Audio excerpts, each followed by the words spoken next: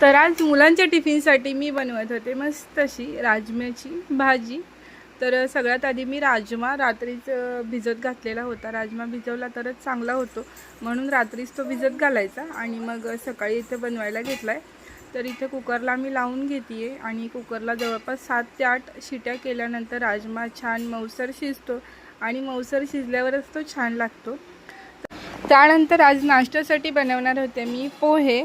तर पोहे भिजत घालायला घेतलेत आणि इकडे माझी मसाल्याची तयारी देखील सुरू होती। कांदा, टोमॅटो, अद्रक, लसूण छान भाजून घेऊन त्याची पेस्ट बनवली आणि मस्त अशी राजम्याची भाजी रेडी करून घेतली।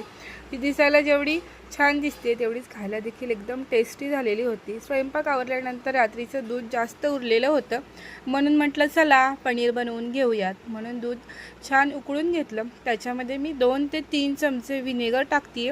तुमच्याकडे विनेगर नसेल तर लिंबू देखील याच्यामध्ये टाकू शकता।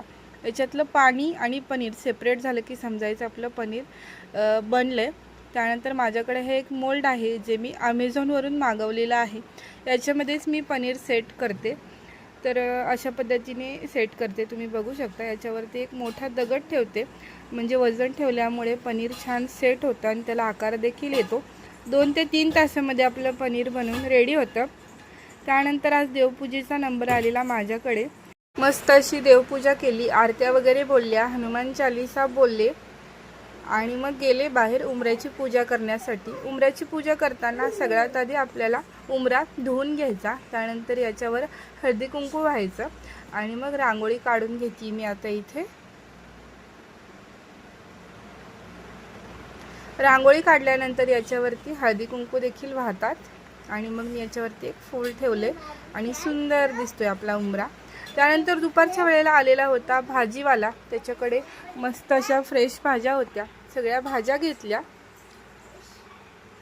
आणि आता आमच्यासाठी हे एक मस्त झाले। गरज भाजीवाला येतो त्यामुळे मार्केटमध्ये जायची गरजच भासत नाही।